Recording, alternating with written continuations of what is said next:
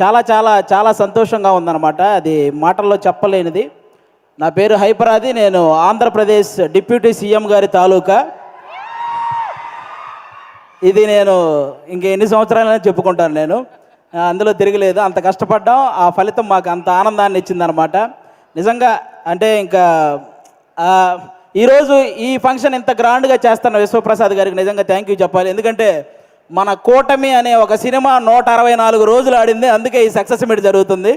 కాబట్టి ఈ సక్సెస్ మీట్కి వచ్చిన మీ అందరికీ కూడా థ్యాంక్ యూ సో మచ్. అంటే ఒక కొడుకు తను సంపాదించిన మొదటి సంపాదన వాళ్ళ తల్లికి ఒక చీర ఇచ్చినప్పుడు ఆ తల్లి కళ్ళల్లో ఎంత ఆనందం అయితే కనపడుతుందో, అలాగే అదే కొడుకు ఎదిగి తను కొనుక్కున్న బైక్ మీద తన తండ్రిని కూర్చోబెట్టుకున్నప్పుడు ఆ తండ్రి కళ్ళల్లో ఎంత ఆనందం అయితే కనపడుతుందో, పవన్ కళ్యాణ్ గారు గెలిచినప్పుడు ప్రతి జన సైనికుడి కళ్ళల్లో అలాంటి ఆనందాన్ని నేను చూశాను. నిజంగా అలాంటి ఆనందాన్ని నేను చూశాను. ఎందుకంటే ఆల్మోస్ట్ 10 సంవత్సరాల నుంచి జనసేనకు సంబంధించి ఏదైనా మీటింగ్ జరుగుతున్నప్పుడు చాలామంది కింద నుంచి సీఎం అని అరుస్తుంటే కొంతమంది అనేవాళ్ళు, ముందు మీ వాడిని ఎమ్మెల్యే అవ్వమను అప్పుడు చూద్దాం అనేవాళ్ళు. బాబు మీ అందరికీ చెప్తున్నా, 21 చోట్ల నిలబడితే 21 మంది ఎమ్మెల్యేలని కొట్టాడు, 2 ఎంపీలు కొట్టాడు.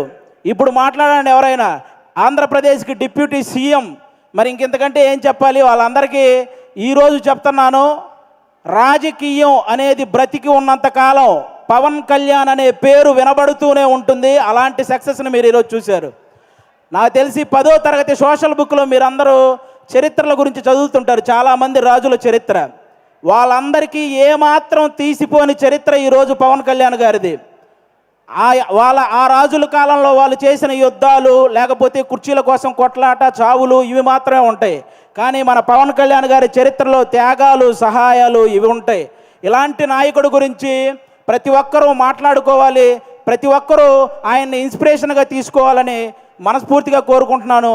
ఈ ప్రపంచంలో ఎలాంటి నాయకుడైనా గెలిస్తే ఒక గర్వం ఉంటుంది, కానీ ఒక్క పవన్ కళ్యాణ్ గారిలోనే గెలిచిన తర్వాత ఒక భయాన్ని నేను చూశాను. ఎందుకంటే ప్రజలు నా మీద ఇంత బాధ్యత పెట్టారు, ఆ బాధ్యతని 100% స్ట్రైక్ రేట్తో ఎలాగైతే నేను ఎమ్మెల్యేలని సాధించానో అదే 100% స్ట్రైక్ రేట్తో ఆ బాధ్యతలన్నీ నిర్వర్తించాలనే భయం ఆయన కళ్ళల్లో నేను చూశాను. అలాంటి నాయకుడు మనకు దొరికినందుకు నిజంగా మనం అదృష్టంగా భావించాలి. గెలవటం ఇదంతా ఒక ఎత్తు అయితే, లంకా దహనం చేసిన తర్వాత హనుమంతుడు వెళ్ళి శ్రీరాముడి పాదాలు పట్టుకున్నట్టు ఎప్పుడైతే 21 సీట్లు గెలిచాడో వెళ్ళి వాళ్ళ అన్నయ్య చిరంజీవి గారి పాదాల పైన కూర్చున్నాడు, పాదాలను పట్టుకున్నాడు చూసారా, అప్పుడు ఆ అభిమానం 100 రెట్లు పెరిగిందండి. అందరి కళ్ళల్లో ఒక ఎమోషను. అంటే మెగా ఫ్యామిలీకి ఎప్పుడు దూరంగా ఉంటాడు కళ్యాణ్ గారు, దూరంగా ఉంటాడని అనుకునే వాళ్ళందరికీ ఈ విజయాన్ని తీసుకెళ్ళి అన్న దగ్గర పెట్టాడు చూసారా, అంతకంటే ఎమోషనల్ మూమెంట్ ఇంకోటి లేదు. అది మనకి ఎప్పటికీ గుర్తుండిపోతుంది. అలాంటి ఎన్నో హ్యాపీ మూమెంట్స్ని మనకిచ్చినటువంటి పవన్ కళ్యాణ్ గారికి, అలాగే జనసేన కోసం కష్టపడిన ప్రతి జన సైనికుడికి ఈ సభ ద్వారా అందరికీ కూడా నా ధన్యవాదాలు చెప్పుకుంటున్నాను. Thank you so much. ఈరోజు ఇక్కడికి ఇంతమంది వచ్చినందుకు మీ అందరికీ వన్స్ అగైన్. ఇక నుంచి మనకి ప్రాబ్లమ్స్ ఏమి ఉండవు, అంతా హ్యాపీగా నడుస్తుంది 5 సంవత్సరాలు. కాబట్టి మీరందరూ ఇలాగే ఈ సక్సెస్ని ఎంజాయ్ చేయాలని మనస్ఫూర్తిగా కోరుకుంటున్నాను. థ్యాంక్ యూ అండి. Thank you.